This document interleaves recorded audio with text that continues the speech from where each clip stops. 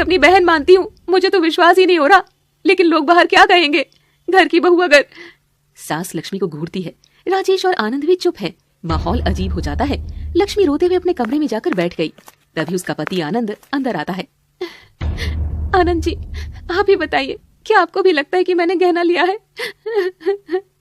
लक्ष्मी, माँ और भाभी झूठ थोड़ी बोलेंगी। तू अगर सच कह रही है तो वक्त साबित कर देगा। लक्ष्मी टूट जाती है। आंसू उसकी आंखों से गिरते हैं। शाम के समय उनकी पड़ोसन घर आती है और कमला और सास बैठ जाती है। अरे भाभी जी, आज सबके चेहरे ऐसे उतरे हुए क्यों हैं? क्या बताऊं, हमारी नथ चोरी हो गई। क्या चोरी? घर में ही? अरे हम कुछ नहीं कह रहे, लेकिन नई बहू कल अलमारी के पास दिखी थी। अरे तो ऐसे बैठने से काम थोड़ी ना चलेगा। सब घर वालों को बुलाओ और बात करो, तभी तो कोई हल निकलेगा। क्या पता कोई बाहर वाला ही उठाकर ले गया हो, कुछ तो पता चलेगा ही आखिर।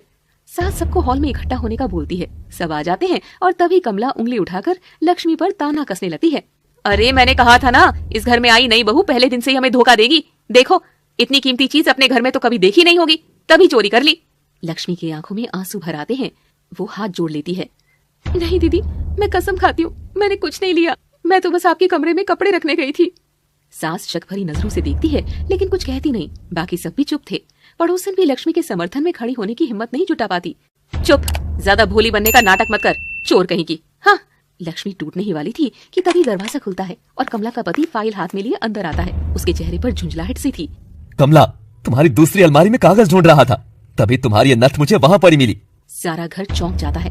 कमला का पति हाथ में वही नथ लिए खड़ा था जिसे लेकर अभी लक्ष्मी पर इल्जाम लगाया जा रहा था। क्या कमला, तुम भी अपनी चीजों का ध्यान नहीं रखती?